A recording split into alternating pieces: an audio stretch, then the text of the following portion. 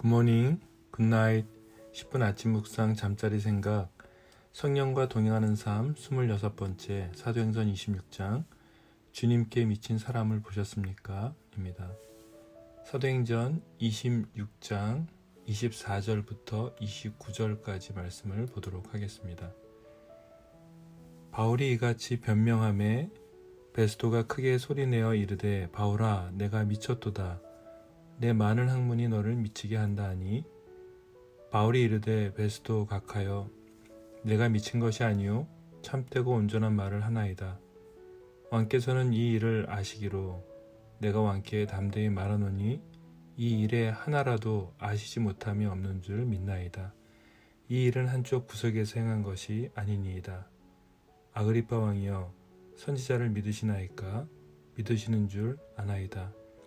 아그리빠가 바울에게 이르되 내가 적은 말로 나를 권하여 그리스도인이 되게 하려 하는도다.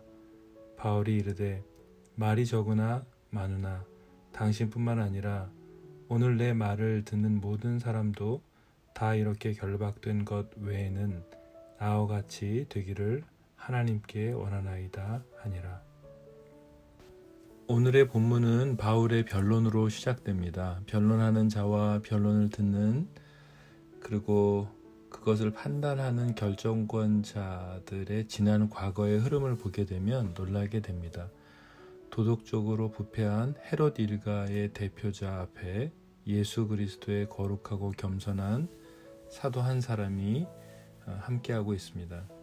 한 가문을 보게 되죠. 헤롯 가문입니다. 이 가문의 시작 헤롯은 아기 예수를 죽이려고 했었던 인물입니다. 그의 아들이며 또 예수님께서 여우라고 말했던 갈릴리의 분봉왕 안디바는 세례 요한의 목을 베어 죽였습니다.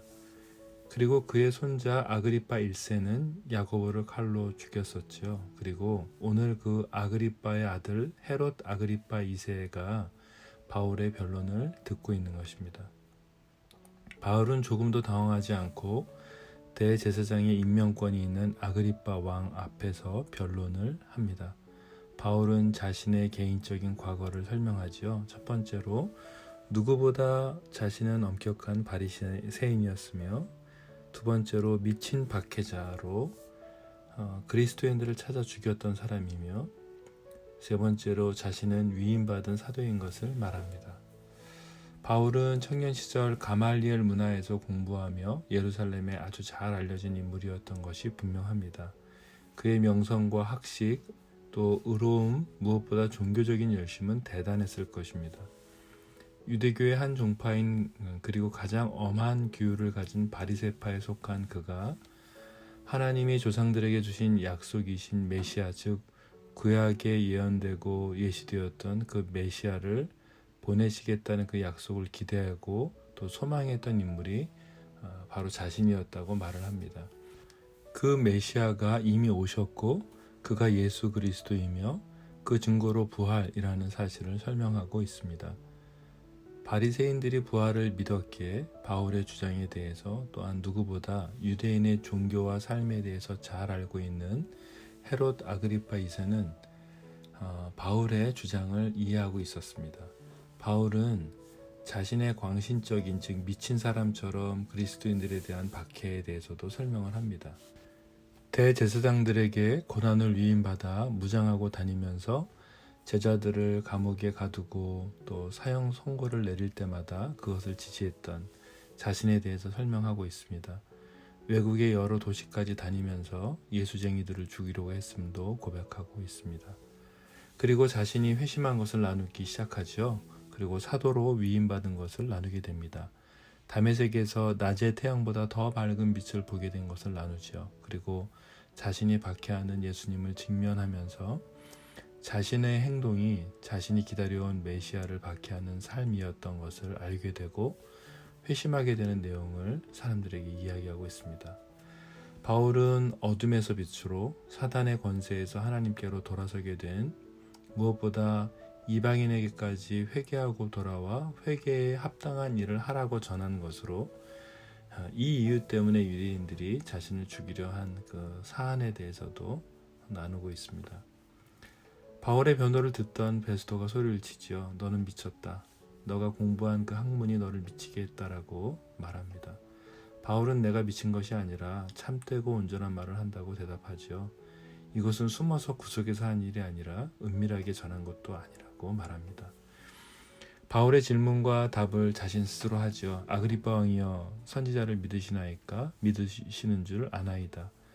왕에게 질문을 하는 그 상황에서 법정에 있는 사람들이 얼마나 긴장했을지 그 긴장감이 느껴지시나요?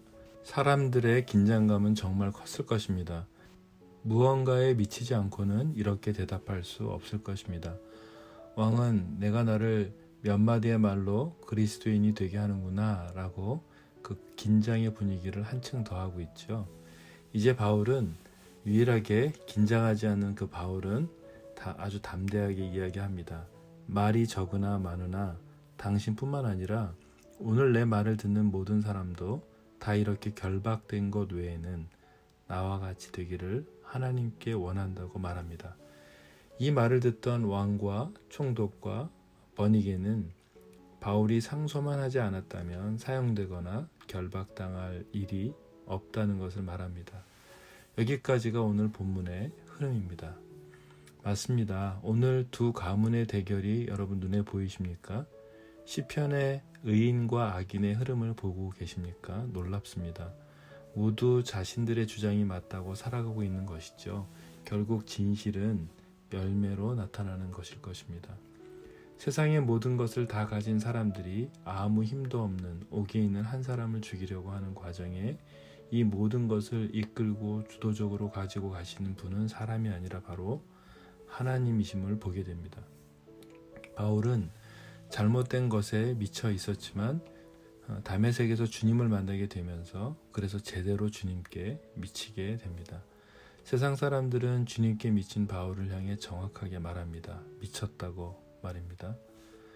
오늘 본문을 묵상하면서 오늘의 나를 포함하여 이 땅에서 지금 살아가고 있는 모든 그리스도인들이 예수님께 제대로 미치지 않았기에 결국 세상이 미쳐가고 있음을 막지 못하는 것이 아닌가 생각하게 되었습니다.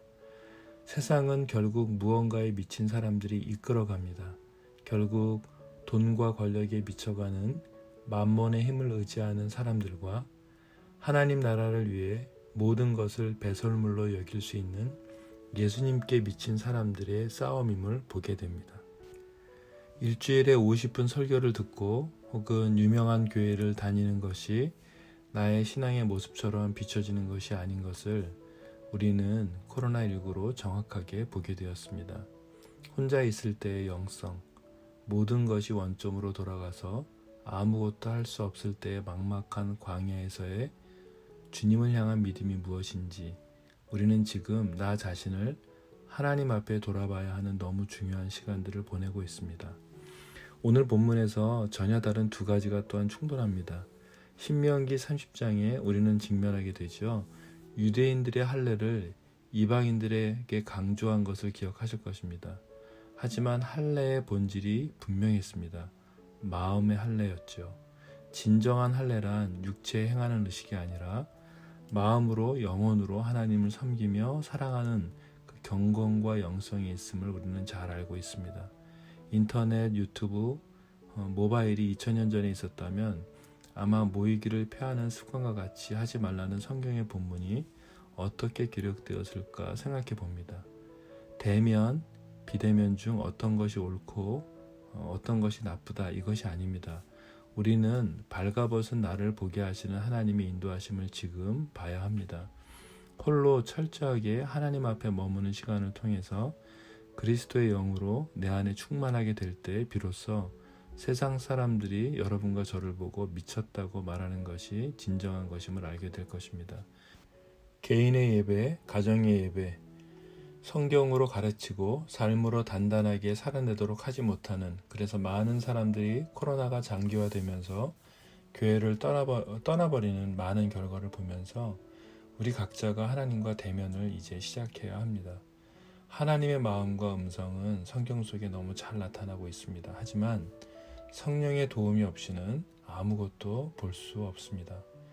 성령의 도움이 없이는 하나님의 마음과 하나님의 음성을 성경 속에서 볼 수 없습니다. 하나님께서는 바울에게 말도 안 되는 상황으로 몰아가고 계십니다. 이해가 되지 않습니다. 놀라운 것을 보게 됩니다. 바울이 투옥하는 과정에서 신약 성경이 쓰여지기 시작합니다. 절망의 상황에서 낭망하지 않고 바울은 하나님으로부터 성령의 감동으로 성경을 써 내려갑니다. 하나님은 바울을 아셨습니다. 그 안에 있는 열심과 열정 말입니다. 하나님께서는 바울과 대면하시기 위해 그의 마음을 전하시기 위해 바울의 감옥을 결정하십니다. 그래서 감옥의 투옥을 열어가고 계십니다. 1차 로마 투옥에서 바울은 에베소서, 빌립보서, 골로새서, 빌레몬서를, 2차 로마 투옥에서는 디모데후서를 쓰게 되죠. 지금 감옥과도 같은 상황에 계십니까? 하나님이 버리셨다고 느끼십니까? 나는 지금 아무것도 할 수 없다고 그렇게 생각해서 절망 가운데 계십니까? 사람을 만나야 일이 되는데 그 사람을 만날 수 없어 지금 너무 마음이 어려우십니까? 옥에서 구원하시는 하나님을 경험한 바울은 옥에서 살도록 하시는 그 하나님의 뜻에 따를 수 있는 하나님께 미친 자였습니다. 바울은 하나님을 대면하는 시간을 가지며 정리했을 것입니다. 옥에서 2년간 정리를 했을 것입니다. 자신의 잘못된 열심에 대해서 생각했을 것입니다. 아마 스데반의 얼굴도 떠올렸을 것입니다. 그 평안한 웃는 모습은, 도대체 그 믿음은 어디서 오는 것이었을까 더 깊이 생각했을 것입니다. 바울은 감옥이라는 절망적인 상황에서 하나님을 대면함으로 기쁨으로 약속하신 길을 담대하게 걸어갑니다. 감옥이 불편하지만 만약 가이사에게 상소하지 않았다면 바울을 죽이기 위해 식음을 전폐하고 따라다니는, 그래서 아마 매복한 40명의 그 사람들로 인해서 바울은 죽었을 것입니다. 우리를 살게 하시기 위해서 감옥을 허락하신 하나님을 기억하시면서 오늘 하나님께서 나를 만나주시기를 기도하고 싶습니다.